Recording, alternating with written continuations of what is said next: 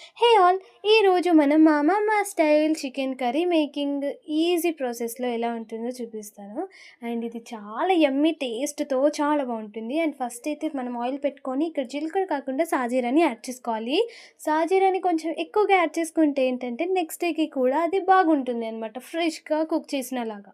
And next వచ్చేసి దీంట్లోకి 2 దాల్చిన చెక్క చిన్న చిన్న పీసెస్, అలాగే 2 లవంగం, 2 ఇలాచీ కూడా యాడ్ చేసుకోవాలి. తర్వాత టర్మరిక్ పౌడర్‌ని వేసుకొని బాగా వేగించేసేయాలి. ఇలా వేగిన తర్వాత దీంట్లోకి మనం వాష్ చేసి పెట్టుకున్న చికెన్ ఉంటుంది కదా! సో, ఆ చికెన్‌ని కూడా మనం దీంట్లోకి యాడ్ చేసుకోవాలి.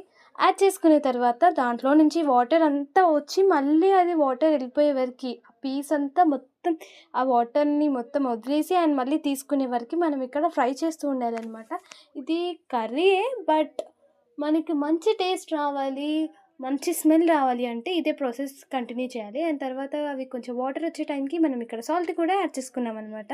సాల్ట్‌ని యాడ్ చేసుకొని ఒక్కసారి బాగా కలిపేసి మనం ఇక్కడ ఒక లిడ్ పెట్టి క్లోజ్ చేసుకోవాలి. క్లోజ్ చేసుకొని ఒక 2-3 మినిట్స్ వరకి మనం మీడియం ఫ్లేమ్‌లో ఉంచాలనమాట గ్యాస్‌ని. అలా ఎక్కువ పెట్టేస్తే ఏంటంటే వాటరొస్తుంది. బట్ అలాగే పీస్ కూడా కిందంతా మొత్తం అంటుకుపోతుంది. సో, అందుకని కొంచెం ఏసుకోవాలి. చూడండి వాటరంతా దానంతట అదే బయట ఎలా రిలీజ్ చేస్తుందో. అండ్ అది వాటర్ రిలీజ్ చేసింది. అండ్ నెక్స్ట్ అయితే వాటరంతా తీసుకునే వరకు మనం వెయిట్ చేసేసి దాంట్లోకి కొంచెం కారం, అలాగే మనం ఆల్రెడీ సాల్ట్‌ని యాడ్ చేసుకున్నాం. సో, ఇక్కడ మనం సాల్ట్‌ని ఏమి యాడ్ చేసుకోవాల్సిన అవసరం అయితే లేదు. అండ్ నెక్స్ట్ మనము దీంట్లోకి కొన్ని వాటర్ ఎక్కువగా వేసామని అనుకోకండి. తర్వాత చూస్తే అది చాలా యమ్మీగా ఉంటుంది. అంటే అంతసేపు మనం దాన్ని బాయిల్ చేసుకోవాలి అనమాట. ఉడికించుకోవాలి అది మొత్తం మంచి టెక్స్చర్ వచ్చే వరకి. సో, చూడండి ఎలా వచ్చిందో.